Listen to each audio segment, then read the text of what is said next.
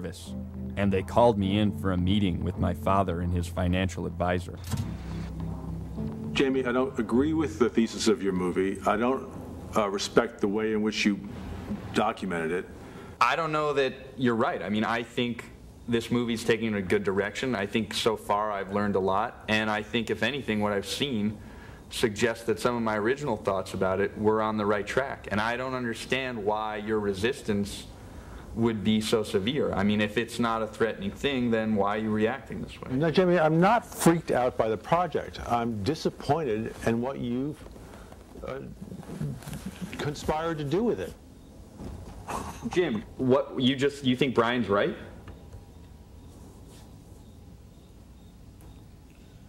What do you mean, Brian? He's upset. I can understand it. I'm not sure whether he's right or wrong, but I feel like this movie is a good idea, and I feel like I've got to go forward with it either way. I can't take any more. It's too much for me.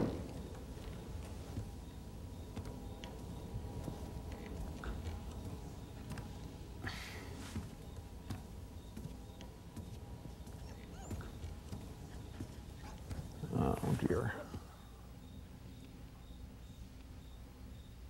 Well, Brian, I don't understand why. I'm human. I get pissed off when you say, okay, fine, I'll go do my homework, and you don't. I don't need it. It's a pain in the ass. You're behaving like a little arrogant trustafarian. You know, come on, give me a break. I'm not surprised that Brian is upset with this movie.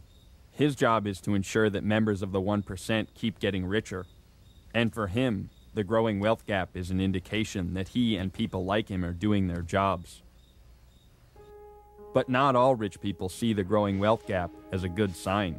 For some, it's a problem that needs to be reversed. People who have been enabled to accumulate very, very large wealth have an indebtedness to society for having made that possible. They live in a place which generates individual wealth. The creation of the microprocessor, the human genome research, the internet, none of those things would exist but for the $90 billion that the federal government spends every year on basic research. People don't really see the role that the use of tax dollars plays in making our economy so vibrant. Hold on. What if we had a slightly more aggressive tax system and supported the bottom? You would have less growth, and the bottom would be poorer. Would in the end up worse off. You would do harm, not good. Look, people don't pay those high taxes. They find ways of getting around it. And you're never going to be able to stop them from finding ways to get around it. I mean, I think there's definitely merit to that, and I certainly wouldn't advocate socialism. Well, you are advocating, excuse me, don't talk that way. You are advocating socialism. That's exactly what you're advocating. You're just not willing to call it socialism. I'm just advocating a slightly more progressive tax structure. That's socialism. Entrepreneurs and small business owners are also singled out for punishment by the estate tax, better known as the death tax. When you die, if your assets flow to your descendants, then the descendants that receive it are required to pay a tax on that transfer. The estate tax in itself is really, to me, anti-American. It is a redistributionist type tax, because that money has been taxed and taxed and taxed all throughout your life, and then they tax it again. The estate tax in about 5 years will only apply the federal estate tax to about 4,000 estates, the real rich estates, 10 million and above. Maybe it's even less than that. But the propaganda by the Republicans and the rich have been so relentless that most people think, gee, my estate should go to my kids. The federal government shouldn't tax it. You don't pay the estate tax unless you are already extremely wealthy.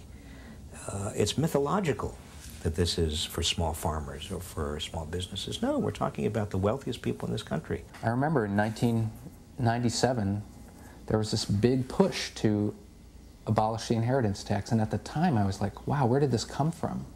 Now I know that the Mars family and the Gallo family and all these enormously wealthy families bankrolled an effort to abolish the inheritance tax. It was December 2000 that I got an email from Bill Gates Sr., the father of the founder of Microsoft, who said, "How can I help?" You know, he said, the idea that we would eliminate the estate tax is just wrong. I'm here talking to people in the Senate about the federal estate tax bill. The Republicans are trying to repeal it. Their constituents don't like to pay the tax, and they're trying to help their constituents by repealing it. How's everything in Seattle? Good. We are developing a very serious wealth disparity. And the fact of the matter is that the disparity has developed even though we do have an estate tax. So I hate to think how bad it would be if we hadn't had an estate tax over this time. If we continue to reduce the estate tax on the schedule we now have, it means that we are going to have the children of the wealthiest people in this country owning more and more of the assets of this country, and their children as well. We're going to have family dynasties of a sort that we had in the late 19th century. Meanwhile, the rest of the country is going to have to be paying more and more in taxes to keep us safe from terrorism, to make sure we have roads and bridges and education and the minimum amount of health care we do, Medicare and Medicaid. It's unfair. It's unjust. It's absurd.